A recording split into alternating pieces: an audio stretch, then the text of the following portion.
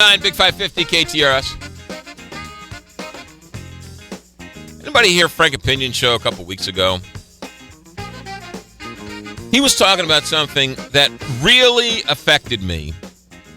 And this is why Frank Opinion is a genius. And this is why Frank Opinion, when he retires, should go straight to not the Missouri Broadcasters Hall of Fame, but the Radio Hall of Fame. He is the best.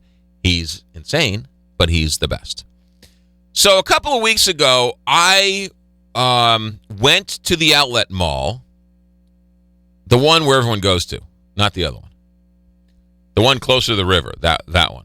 That's the one I go to. And then I go to the Restoration Hardware outlet in the other one. So I go, and in terms of full disclosure, I've reached a level of success that every once in a while I can go and buy new underwear and new undershirts.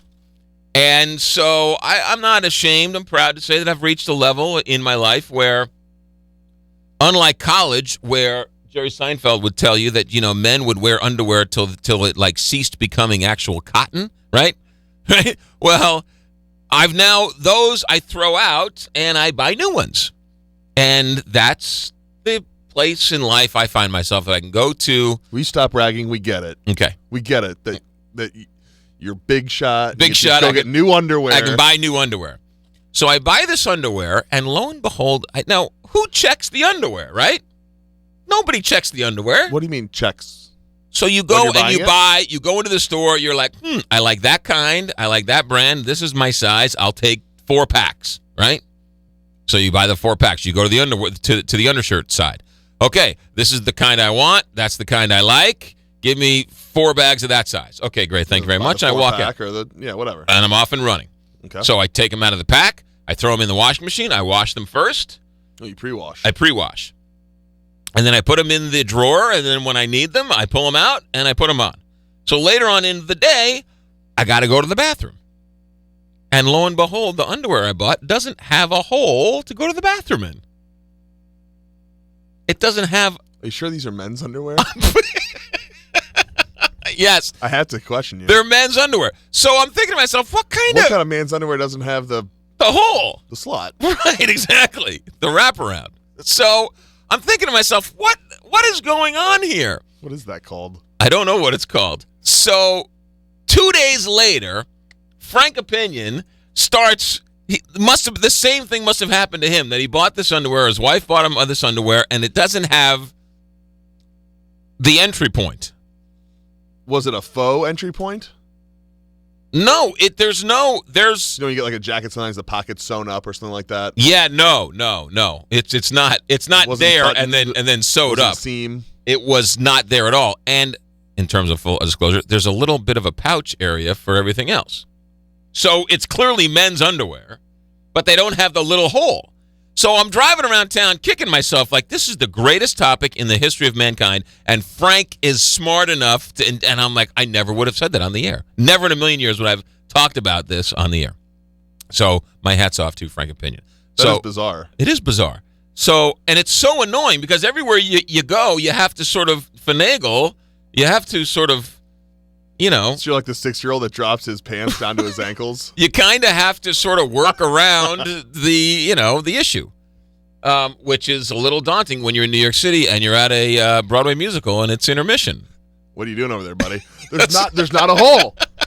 There's not a hole. So you can't explain to the person next to you, I bought this underwear and it doesn't have so I'm kind of, So it's a tad awkward. Okay. So that's that. Then I get this next story tweeted to me, and I thought to myself, never in a million years would I talk about this on the radio. But only after remembering that Frank Opinion did the wrong underwear story. Who goes and be like, hey, does that have WWFD, what would Frank do? Well, what would Frank do? So when you buy underwear, you don't check to, excuse me, can I see if there's a hole in those things? Why would you? Right. Everyone has the hole. It would be like buying an undershirt and making sure they don't have a hole for your arm. Right. Right? It's like, excuse me, does that have a hole for my neck too? Because that's why you buy the underwear. Do we have a phone call on line one here? Because there's another story I want to get to. But Richard's on line one. Richard, are you on the Big 550 KTRS? Welcome. McGraw, it's a conspiracy. It's the continuous emasculation of men. That's what it is. So Frank and I are not the only ones who've solved this problem. Nope. So you've had this problem too. Yep. What did you do? You just deal with it, right? Well, I just changed my habit of going to the bathroom.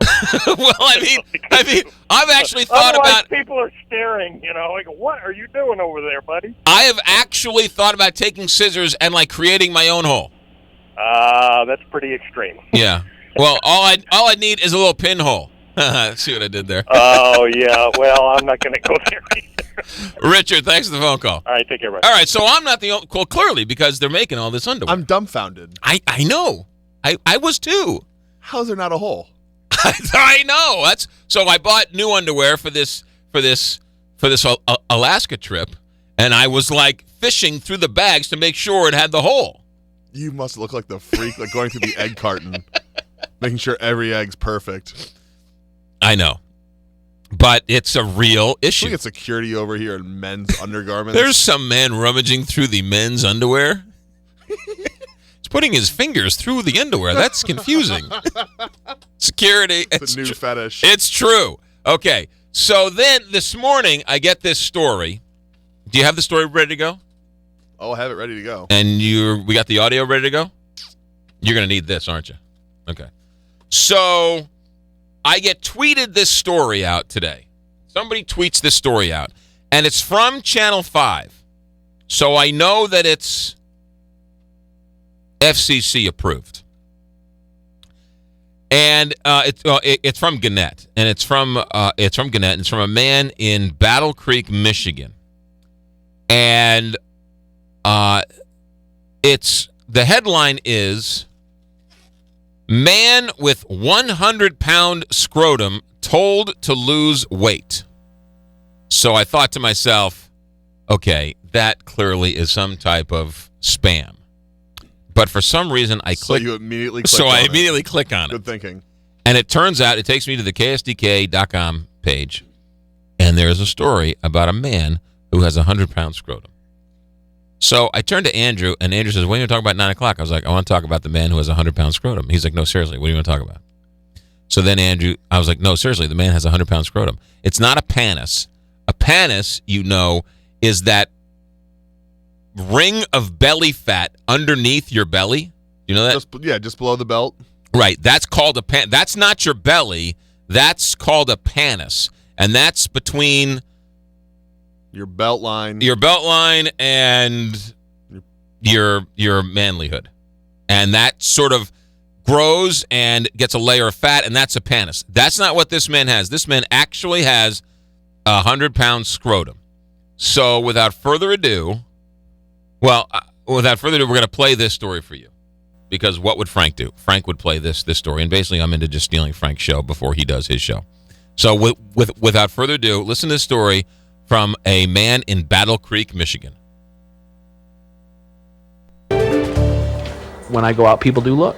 I mean, they can't help themselves. I mean, they try to be polite, but it obviously, you can see when something's not right. For 39-year-old Dan Maurer, doing a TV interview about his condition isn't easy, but he's doing it for a good cause. Proud of my wife. I don't want to lose her. Dan has been with Mindy for 20 years. Not long into their marriage, he noticed changes. In my late 20s, I noticed it was a little larger in that area. Dan's scrotum was getting bigger. His doctor told him to lose weight. So I was doing 2 miles a day in the pool, and so I lost like 50 pounds like that. Dan was getting smaller, but his growth was still getting bigger. Probably a cantaloupe, maybe. Dan was given a referral to the University of Michigan Health System. Again, he was told to lose weight. As far as they were concerned, that I needed to have lap band surgery to lose weight. It was frustrating for both of us. Mindy says they became disenchanted with the medical community. He was like, look, if they're the top people in this area, if they don't know what it is, nobody does. More time passed and Dan tried to lose weight. When he got sick, he went back to the doctor. They admitted me like that. I mean, just they're like, there's something seriously wrong. Dan had a broken cyst inside the scrotum. He spent the next 2 years going to a wound center. The size didn't change. It wasn't until Dan saw a show on TLC that he knew there was hope. It's tough to deal with it, because essentially this is a sort of a living and breathing freak show. The show is called The Man with the 132-Pound Scrotum. That's when I found out, I was like, well, that's what I have. The condition is called scrotal lymphedema, a rare condition caused by blockages in the lymphatic vessels. Dan's only hope is a doctor in California who will perform surgery to remove the growth. I think he's taken a whole different approach to it. The surgery is dangerous and expensive. Dan is hoping to raise money to help pay for the procedure. He knows it will not only improve his health, but bring him closer to his wife. I haven't had marital relations with my husband in, 7 years. When you say those marriage vows, you either mean them or you don't. I meant them. She's amazing.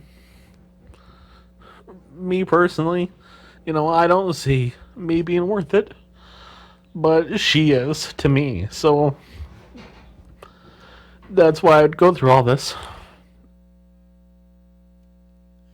Maybe, I hope to goodness he doesn't buy the underwear with the no hole in it. Here's how they found out about this.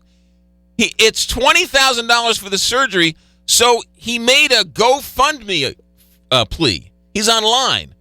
So he's trying to raise $20,000 for, through this Kickstarter campaign, the GoFundMe. It's a good idea. He's trying to raise money for this procedure. Now, there's no way to spin this. There's no way to talk about this other than to say, what in the world is going on? And has anybody seen that show? I have a 138-pound scrotum. The show called "The Man with the 132-Pound Scrotum." That's very telling about the show. What world do we live in? What is going on? I'm not a doctor. I'm not a nurse. But I know if I saw a scrotum the size of a cantaloupe, nonetheless 100-pound or 132-pound Once it scrotum, got to 50 pounds, that's it. I'm doing something. well, it's all in his scrotum. There's clearly something that's not weight gain. so unbelievable. The doctor tells him to lose weight. What is going on in this world? That is just, and that's not a National Enquirer. Look at this man's. That's a Gannett USA Today real story about a man with a 100-pound scrotum walking down the street with a 100-pound scrotum in his pants. That I got nothing to say. It looks uncomfortable. It does not look good. For those of you on the television side, I apologize, but that one was too good to pass up. I had to pass that one on. I apologize.